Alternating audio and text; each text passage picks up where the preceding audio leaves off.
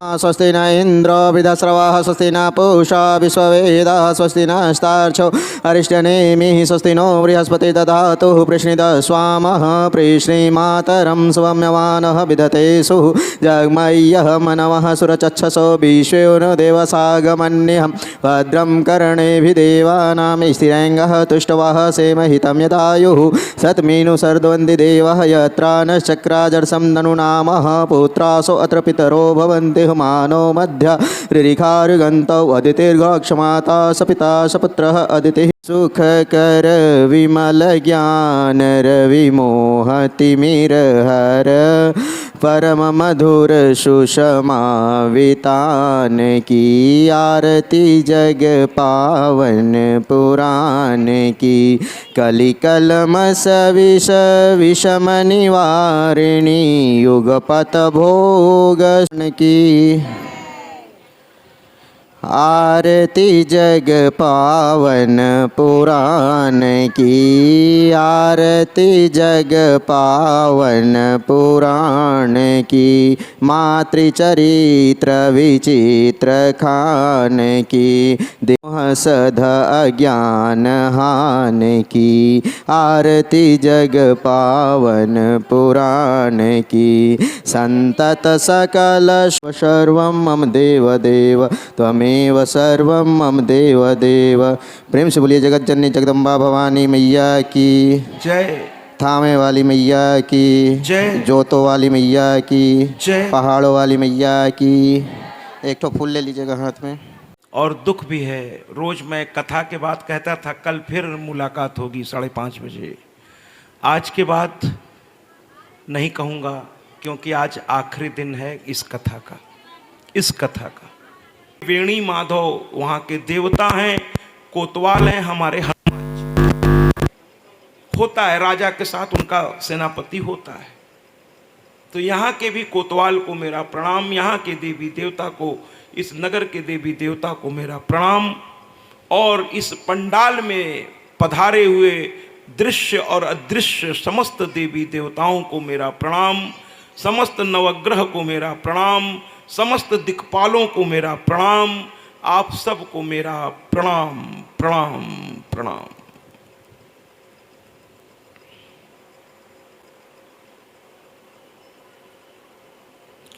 आइए श्री माँ की श्री कथा में हम प्रवेश करें।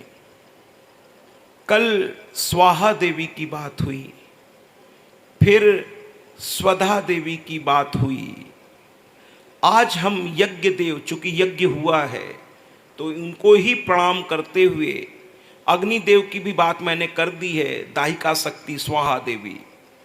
अब यज्ञ देव को भी देखिए, बिना धर्म पत्नी के, देखिए पत्नी को केवल पत्नी नहीं कहा गया महाराज, उनके साथ एक शब्द लगा है धर्म पत्नी, धर्म पत्नी। तो हमारे यज्ञ देव भगवान विष्णु के ही अवतार हैं। ये जो यज्ञ हो रहा है इसके एक देवता हैं, तो ये विष्णु के अवतार हैं। वहाँ दो देवताओं की प्रमुख भूमिका है, बाकी तो सबकी है, लेकिन एक अग्निदेव और उनकी पत्नी दाहिका शक्ति, जिनमें वो स्वाहा डाला गया, और वो स्वाहा की आहुति जिस देवता के नाम से डाली गई उस देवता तक पहुंचाया। किसने? मां स्वाहा ने, अग्निदेव की धर्मपत्नी दाहिका मां ने। मां स्वाहा दाहिका एक ही है। लेकिन इतना सब रचना होने के बाद भी जो गृहस्थ थे बेचारे, जो रात दिन अपना पूजा पाठ करते थे, उनको फल नहीं मिल पा रहा था। यानी हवन किया, पूजा पाठ किया, सब कुछ कर दिया, लेकिन उसका फल गृहस्थों को प्राप्त नहीं हो रहा था। यहां तक कि उसका जो फल है वो भी पूर्ण रूप से संतों को भी नहीं मिल रहा था। संत भी यज्ञ कर रहे थे, पूर्ण फल उनको भी प्राप्त नहीं हो रहा था। लेकिन वो संत हैं तो थोड़ा उनको तो मिल जा रहा था, क्योंकि वो साधना भी करते हैं। लेकिन गृहस्थों को तो बिल्कुल नहीं मिल पा रहा था। संतों को मिल रहा था, थोड़ा मिल पा रहा था। तो हुआ ये कि यज्ञ देव ने ब्रह्मा जी से कहा, और गृहस्थ भी, अब गृहस्थ की इतनी ताकत, इतनी साधना वो करता ही नहीं है कि ब्रह्मा जी तक पहुंच सके अपनी बात कहने। जैसे मैं जब भी कोई मेरे पास दुख लेके आता है तो मैं यही कहता हूं कि मैया से कह दीजिए, तो लोग ये कहते हैं कि नहीं आप मैया के बहुत नज़दीक हैं। मैं कहता हूं ये अब आपकी सोच है, अब इस सोच को मैं प्रणाम करता हूं। तो कहते हैं कि अगर आप तक बात पहुंच जाएगी तो मैया तक पहुंच जाएगी, इसलिए मेरा दुख सुन लीजिए। मैं सुन भी लेता हूं, लेकिन मैं थोड़ा अलग तरह का मतलब संत भाव में रहता हूं। मैं कोई, जैसे आज कुछ मैया मेरे पास गई थी, तो मैं कोई अनुष्ठान नहीं बताता, मैं कोई पुड़िया बना के नहीं देता, मैं कोई ताबीज किसी को आज तक नहीं दिया, ठीक है ना। अनुष्ठान बताता हूँ, न कोई ताबीज देता हूँ, न कोई पुड़िया बनाता हूँ, न कोई भभूत देता हूँ, कुछ नहीं करता मैं। और इस मंच से ये कथा जा रही है, ये जो लोग दरबार लगा के बैठ गए हैं महाराज लोग, और हम जनता भी, थोड़ा मुझे आपसे कठोर शब्द आज इस्तेमाल करना पड़ेगा कि हम जनता भी जो है ना, जहां देना है वहां नहीं देते। लेकिन कोई आदमी कह दे कि मैं आपको जादू से ऐसे कर दूंगा, वैसे कर दूंगा, तो हम जनता जो है ना, हम लोग खुद आप जिम्मेदार हैं। आप खुद ऐसे लोगों को बढ़ावा देते हैं और आप कहते हैं हमको मूर्ख बनाओ। आप खुद कहते हैं, आपको पता नहीं ऐसे लोगों पर कैसे विश्वास कर लेते हैं कि वो कह देगा और वो हो जा। अरे क्या वो भगवान है क्या? भगवान कहते हैं कि एको अहम द्वितीयो नास्ति, अकेला मैं हूं, मेरे सिवा कोई दूसरा भगवान नहीं है। एको अहम, अकेला मैं, द्वितीयो नास्ति। माता ने श्रीमद् देवी भागवत की शुरुआती की है, सर्व खल विद मेवाहम नान्य दस्ती सनातना। यानी जो कुछ हूं मैं हूं, मुझ में ही सब है, इसके अलावा जो कुछ दिखता है वो असत्य है। ये इसका अर्थ है। तालियों से स्वागत, बिल्कुल जोरदार था। आज आखिरी दिन है, जी भर के लूट लीजिए, माँ की इस गंगा में नहा लीजिए, कथा गंगा में। तो ये जो दरबार लगा रहे हैं बाबा लोग और इतने वायरल हो रहे हैं, आप लोग को कैसे मैं समझाऊं। ये जो आईटी वाले लोग हैं ना, ये इंजीनियर साहब सामने खड़े हैं तो मेरे पुत्र है ना, आईटी वाले जो लोग हैं ना, ये एक वेब सीरीज आई थी आश्रम, आप देखे होंगे संभवतः। तो उस आश्रम में आकर के एक आईटी की महिला विदेश से आई, उसको 1 करोड़ रुपया बाबा जी ने दिया और उस वेब सीरीज में दिखाया गया, और उसने कहा कि मैं आपको कुछ ही दिनों में भगवान बना दूंगी। ये आईटी वाले बड़े कमाल के होते महाराज। आजकल नेट का जमाना है, 1 सेकंड में पूरी दुनिया में चीज फैलाई जा सकती है। तो उन्होंने उसका ऐसा रूप बना करके रात दिन मोबाइल में वो हर जगह, वो मैं नाम नहीं लूंगा, एक बाबा ऐसे ही हो गए हैं, हीरो हीरोइन से ज्यादा वही दिखाई आजकल दे रहे हैं। ये आईटी सेक्टर का कमाल है, ये उनकी टीम है जो ऐसी सेटिंग की है हर तरफ कि आप कोई भी मोबाइल फेसबुक चलाएंगे वो दिख जाएंगे, आप उनको नहीं खोजेंगे वो दिख जाएंगे आपको। ऐसी सेटिंग है वो, पैसा लगता है। पत्रकार महोदय जानती सब खेल क्या है, पैसा लग जाता है और वो सब हो जाता है साहब। और आपके सामने क्या दिखाया जाता है उनके उसमें, मैं इशारा कर रहा हूं, इशारों को अगर समझो तो राज को राज रहने दो। तालियों से स्वागत करिए ना।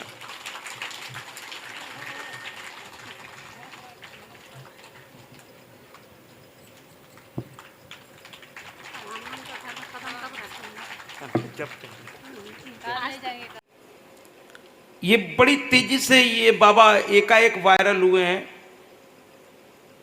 इनकी इस चीजों का सारे बुद्धिजीवी विरोध भी कर रहे हैं, पर्चा बनाते हैं महाराज, नाम नहीं लूंगा, पर्चा बनाते हैं। आप बता दीजिए तो वो पर्चा बनाते हैं कि ऐसा ऐसा ऐसा ऐसा ऐसा। पता नहीं क्यों मेरे चाहने वाले कहते हैं आपको पंगा लेने की आदत है क्या, इतना भी सच क्या बोलना। हम कहे नहीं भैया बोलने दो, सच ही बोलने तो यहाँ बैठे हैं। व्यक्तिगत मेरी उनसे कोई दुश्मनी नहीं है, मुझे तकलीफ सिर्फ इस बात की है कि आप अपने आप को हनुमान का भक्त कहते हैं महाराज। हनुमान जी को दिखावा नहीं पसंद था। जब सिद्धि प्रदर्शन बन जाए, जब सिद्धि प्रदर्शन बन जाए तो सिद्धि की ताकत समाप्त हो जाती है महाराज। अगर भगवान ने आपको कोई सिद्धि दे दी है तो उसका प्रदर्शन मत करिए, वरना वो सिद्धि आपके हाथ से समाप्त हो जाएगी। मैंने कहा ना कि जो लोग थोड़ा मंदिरों में या कहीं भी आप जाते हैं, ये उनका कर्तव्य भी है, लेकिन कुछ लोग आदत बना लेते हैं। जैसे आप कुछ समस्या कहेंगे अरे बिल्कुल ठीक हो जाएगा, और इतना विश्वास दिला देंगे आपको कि अरे अभी आज एक माता गई थी, मैं नाम नहीं बताऊंगा, कहीं मैं साईं बाबा का दर्शन करने गई थी, वहाँ एक संत मिले थे। तो हमने कहा फिर क्या हुआ माँ, तो कहने लगी कि उन्होंने कहा अरे तुम सधवा मरोगी, सधवा माने पति के सामने, और कहे मैं लिख करके देता हूँ। हमने कहा माँ हकीकत में क्या हुआ, तो कहे मेरे पति जा चुके हैं, मैं तो यही हूँ। हमने कहा बस ऐसे संतों से बचिए जो बिना मांगे आशीर्वाद देने के लिए बेताब हैं।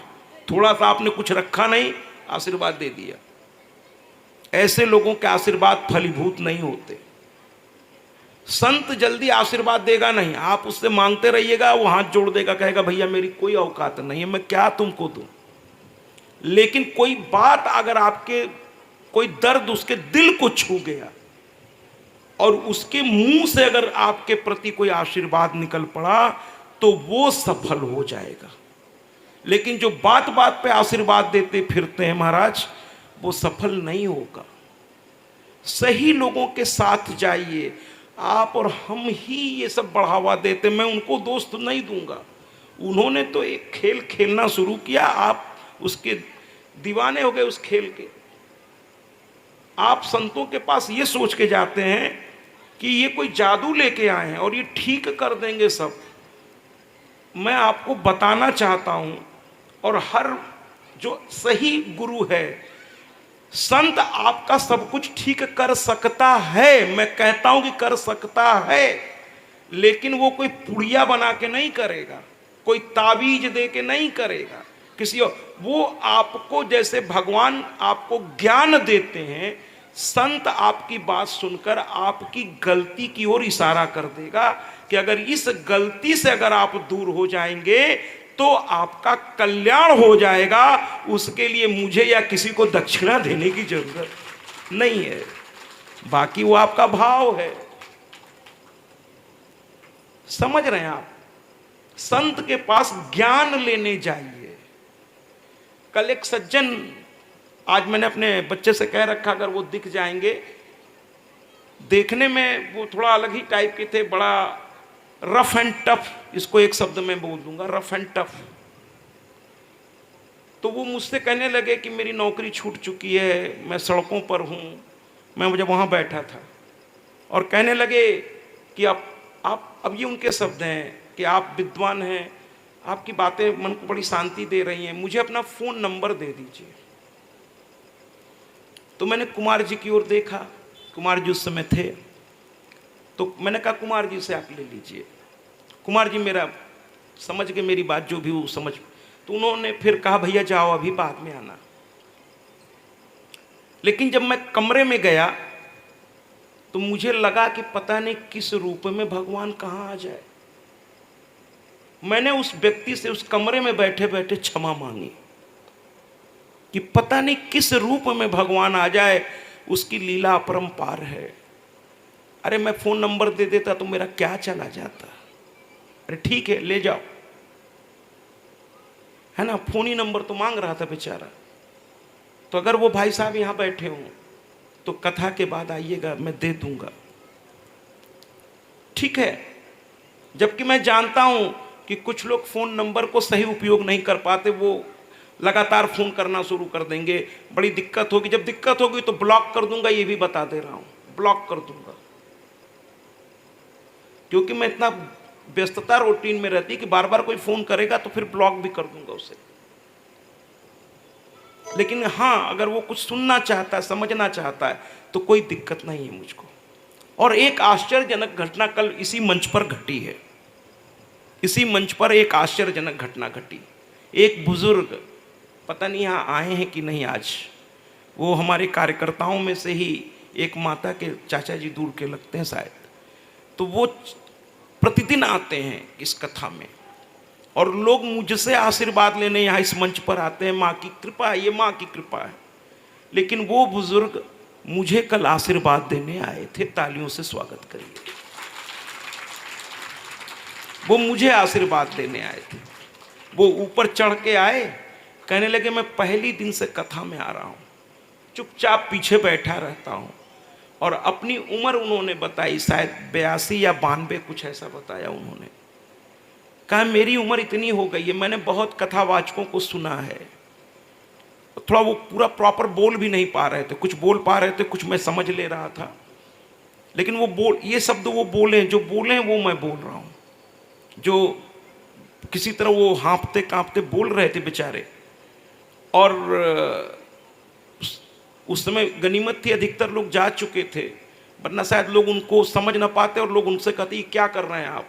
लेकिन वो मेरे सर पर हाथ रख दिए, ऐसे ऊपर सर पर हाथ रख दिए और कहने लगे आप में माँ सरस्वती का वास है, आपकी आवाज़ अलग है, ये आपकी आवाज़ है ही नहीं, ये मैया ने आपको प्रदान किया, वरना इस उम्र में ऐसी आवाज़ ये मैया ने आपको प्रदान किया है। ये आवाज़ और आवाज़ों जैसी नहीं है। मैंने बहुत कथावाचकों को सुना है, लेकिन अब ये उनके शब्द हैं, मैं उनके चरणों को प्रणाम करता हूँ। पहली बार श्रोताओं में से किसी के चरण पकड़ के मैं प्रणाम करने को तैयार हूँ। ये उनके शब्द हैं कि बहुत संतों को सुना है, लेकिन आपकी वाणी में जो आकर्षण है वो मुझे कहीं प्राप्त नहीं हुई। आपकी वाणी न केवल दिशा प्रदान करती है बल्कि मन को शांति भी प्रदान करती है। और उन्होंने मुझे आशीर्वाद दिया, कहने लगे भगवान करें आप अधिक से अधिक जगह पर, आपकी ज़रूरत बहुत जगह पर है, बहुत सारे मातृभक्त आपका इंतजार कर रहे हैं। एक सही आदमी निकल पड़ा है जिसे कुछ खास लेना देना दुनिया। आप अधिक से अधिक जगहों पर जाइए और इसी वाणी में माँ की कृपा से माँ की कथा की वर्षा करिए। न जाने कितनों की भूख आप मिटाएंगे, जो मानसिक भूख होती है। लोग तड़पते हैं कोई सही व्यक्ति मिल जाए, सही बात, तो आप जाइए, आप निकलिए और अधिक से अधिक लोगों तक जाकर अधिक से अधिक कथा करिए। उन्होंने कहा मैं बूढ़ा व्यक्ति, मैं आपको आशीर्वाद देता हूँ, पता नहीं कब मेरा बुलावा आ जाए, लेकिन मैं आपको आशीर्वाद देता हूँ।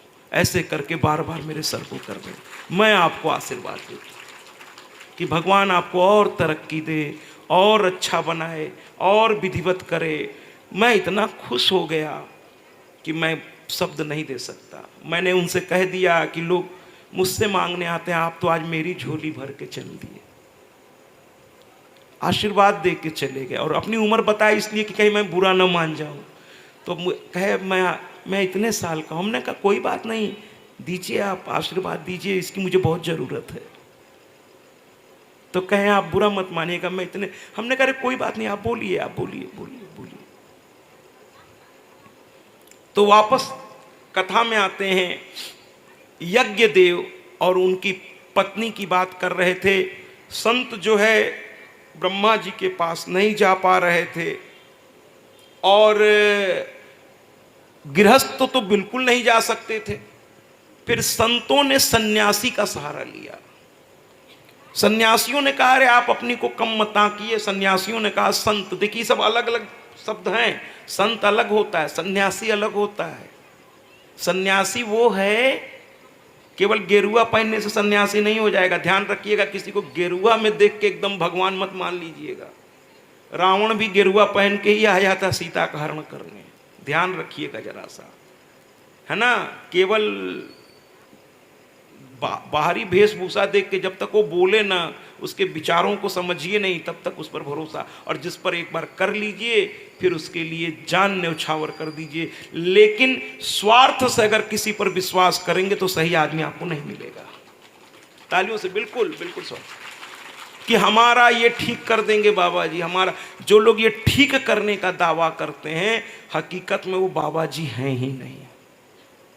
जो ठीक करने का दावा करते हैं वो संत हो ही नहीं सकता। संत कहने की हिम्मत नहीं करेगा इस तरह के। वो कहेगा कि मान लीजिए मैंने कह दिया और कल को नहीं हुआ तो, नंबर एक। दूसरा, अगर वाकई वो संत है तो कहेगा कि कहूंगा तो मैं, जिम्मेदारी हो जाएगी मेरे देवता की कि अब ये करे। तो अगर कोई किसी को प्यार करता है तो उस पर और जिम्मेदारी नहीं लादता, है ना। अगर भगवान को आप प्यार करते हैं तो भगवान पर जिम्मेदारी मत ला दिए। अरे वो खुद आप किस भाव को देखकर वो रो पड़ेंगे कि देखो रात दिन मेरी सेवा करता है लेकिन मुझसे मांगता कुछ नहीं है। ऐसे लोगों को लोग बहुत प्यार करते हैं।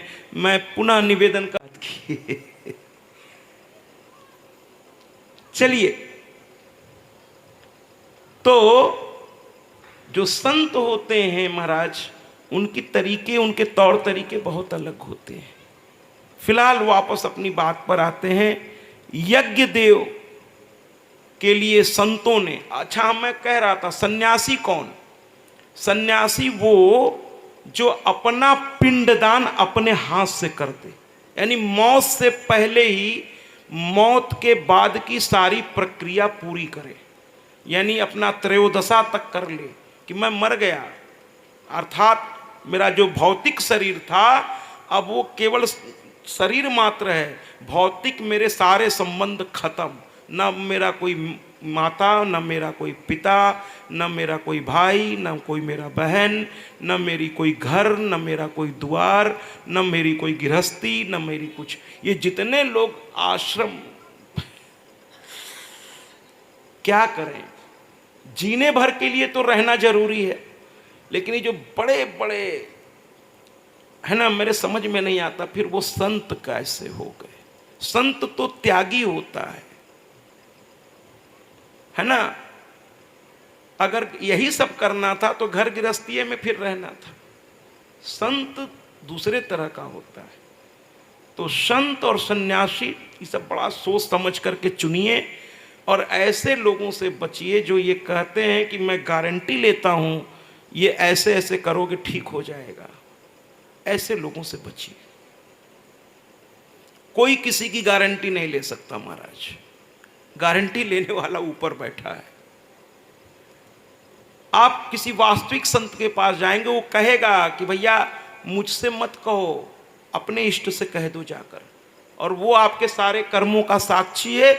आपके कर्मानुसार वो फल दे देगा। आप उसी से प्रार्थना करो जाके। संत के चरण फिर क्यों छूने चाहिए?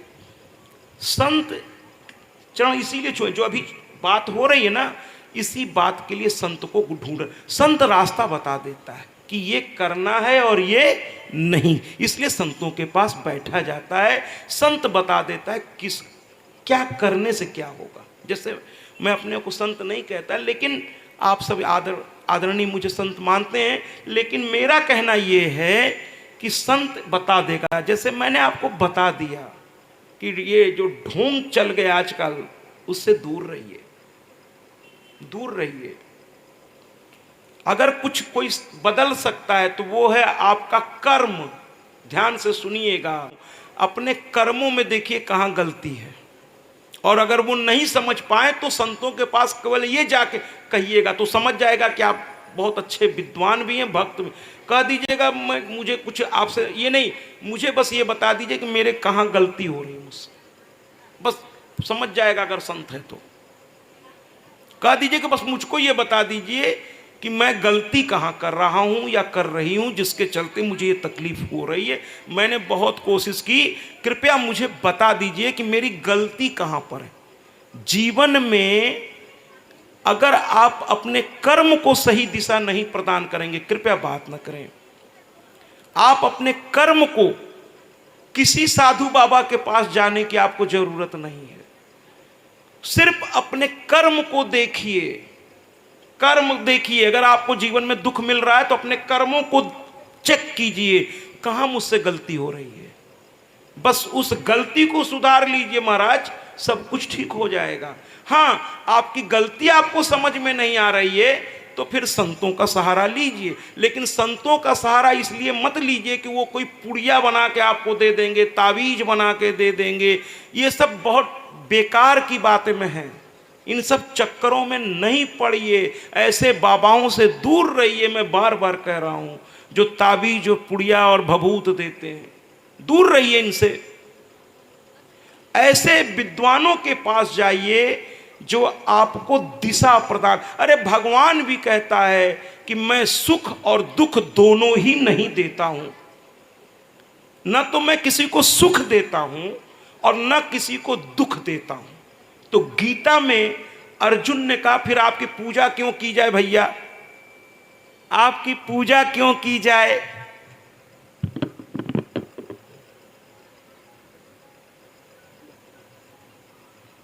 आपकी पूजा क्यों की जाए। तो भगवान ने कहता, भैया, भगवान कहते हैं कि भैया जरूरी नहीं है, जरूरी नहीं है कि आप मेरी पूजा करें। भगवान ने कभी आपसे कहा है क्या मेरी पूजा करो, कहा है क्या। फिर पूजा करनी क्यों चाहिए ये भी सुन लीजिए। 24 घंटे आप सांसारिक दुनिया में रहते हैं, ध्यान से सुनिएगा मेरी बात। और सांसारिक दुनिया में नाना प्रकार के लोगों से आपकी मुलाकात होती है, कुछ अच्छे कुछ बुरे। जैसे आप प्रैक्टिकल तरीके से मैं समझा देता हूं, क्योंकि मैंने कहा ना, मैं तो शिक्षक रहा हूं, प्रिंसिपल रहा हूं, डायरेक्टर रहा हूं, तो मेरी कथा की शैली थोड़ी अलग है, वो बाबाओं वाली शैली मेरी नहीं है। तो मैं एकदम प्रैक्टिकल आपको समझा देता हूं कि क्यों कथा में आना चाहिए, क्यों घर में पूजा करना चाहिए, कभी कभी तीर्थ स्थान पर क्यों जाना चाहिए। प्रैक्टिकली मैं समझा दे रहा हूं आपको। जैसे आप गाड़ी खरीदते हैं, कार है, बाइक है, स्कूटी है, तो क्या आप शोरूम से उठाते हैं उसके बाद उसको उसी तरह चलाते रहते हैं क्या। मेरे कहने का मतलब है बीच बीच में सर्विसिंग कराते हैं आप। सर्विसिंग क्यों कराते हैं कि आपकी गाड़ी की इंजन स्मूथ चले। प्रैक्टिकली मैं बात करूंगा, जो करूंगा लॉजिकली करूंगा, हवा में कुछ नहीं बोलूंगा। आप क्यों करते हैं, क्यों उस मिस्त्री के पास लेके जाते हैं, उसके एक्सपर्ट के पास, कि भैया देखो 40 किलोमीटर या 400 किलोमीटर या 4000 किलोमीटर, अलग अलग गाड़ियों की होती, इतना चल चुकी है ये, अब इसकी सर्विसिंग कर दो। इसकी सर्विसिंग कर दो माने इसमें चलते चलते कचरा आ गया है, कार्बोरेटर साफ कर दो, है ना, और भी सारी चीजें साफ कर दो, ठीक है, जिससे कहीं रास्ते में धोखा न दे दे। बीच बीच में सर्विसिंग कराते हैं आप गाड़ी की, ऑयलिंग कर दो, ग्रीसिंग कर दो, थोड़ा वॉशिंग कर दो, ठीक है। अगर कार इत्यादि है तो ऑयल बदलो, है ना, कूलिंग वाटर बदलो, फिल्टर बदल दो, जिससे मेरी गाड़ी रास्ते में मुझे धोखा न दे, परेशान न करे।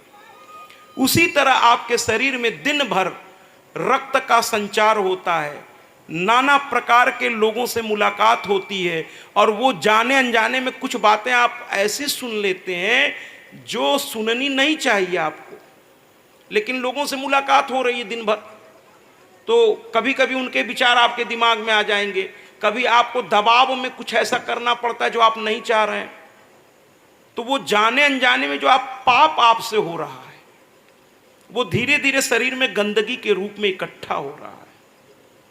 उसकी सर्विसिंग के लिए आप कथाओं में जाओ, वहीं उसके स्पेशलिस्ट बैठे हैं। कौन? आपका भगवान, मैं कोई नहीं, आपकी भगवान। ये मैया के चरणों के सामने आप बैठे हो, माँ की ज्योत जल रही है, धूप जल रहा है, ये जो आपके शरीर को टच कर रहा है। देखिए, मोबाइल पे देखना अलग चीज है, सामने से देखना एक अलग उसका महत्व है। तो ये जो शरीर को ये जो धूप लग रही है, ये आपके आंतरिक विकारों को धीरे धीरे दूर कर रही है। और रही सही कसर, माँ के जब भजन होंगे, जब आप तालियां बजाएंगे, जब गुणगान होगा, तो आपका मन करे तो आप, ये माँ का घर है, किसी व्यक्ति का नहीं है। अरे पार्टियों में बहुत नाचे होंगे हम लोग, शादी विवाहों में भी ना, लेकिन उस नाचने को जानते हैं क्या कहते हैं? नाचना, जो अभी मैंने कह भी दिया कि बहुत नाचे होंगे हम लोग।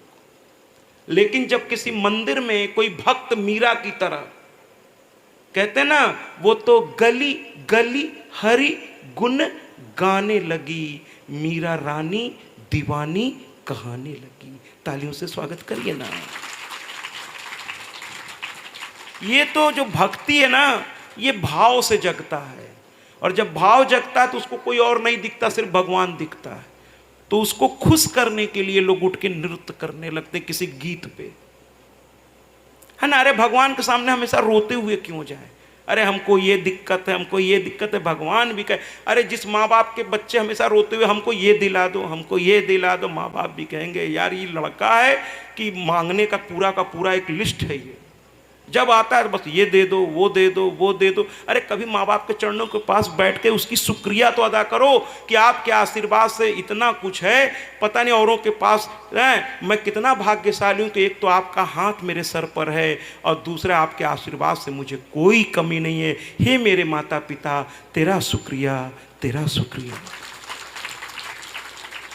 अरे कभी माँ बाप को शुक्रिया भी तो कहिए, कभी उनको थैंक्स तो बोलिए। इसी तरह भगवान को भी कभी थैंक्स तो बोलने जाइए मंदिर में। बस पहुंच गए, ये दे दो, वो दे दो, वो दे दो। जैसे 10 रुपए का माला चढ़ाते हैं और इतना बड़ा लिस्ट पकड़ा देते हैं भगवान को, ये सब कर देना, नहीं तो ठीक नहीं होगा। माला चढ़ाएं 10 रुपए का, देख लो। तब तक पत्नी याद दिलाती है मिठाई भी चढ़ा दो। हाँ देखो 700 रुपए की मिठाई भी चढ़ा रहे हैं, अब तो तुम्हें करने पड़ेगा। भगवान भी कहते हैं अच्छा है, अच्छा है, तेरा तुझको अर्पण क्या लागे मेरा। तो भगवान से मांगिए नहीं, भगवान से कहिए मैं तुम्हें मांगने नहीं आया हूं, मैं तुमको पाने आया हूं। भगवान से अगर कुछ मांगना है तो उसी को मांग लीजिए, कह दीजिए एक बार तुम मेरे हो जाओ। अरे सैया भय कोतवाल तो फिर डर काहे का। जब भगवान आपका हो जाएगा तो सब कुछ आपका हो जाएगा, तब सब कुछ आप ही का हो जाएगा। तो वापस संतों से बात हुई, कहे यज्ञ देव की पत्नी को बुलाना पड़ेगा। काल विनाशिनी काली जय, दुर्गति नाशिनी दुर्गे जय जय, काल विनाशिनी काली जय जय, दुर्गति नाशिनी दुर्गे जय जय, काल विनाशिनी काली जय जय, दुर्गति नाशिनी दुर्गे जय जय, काल विनाशिनी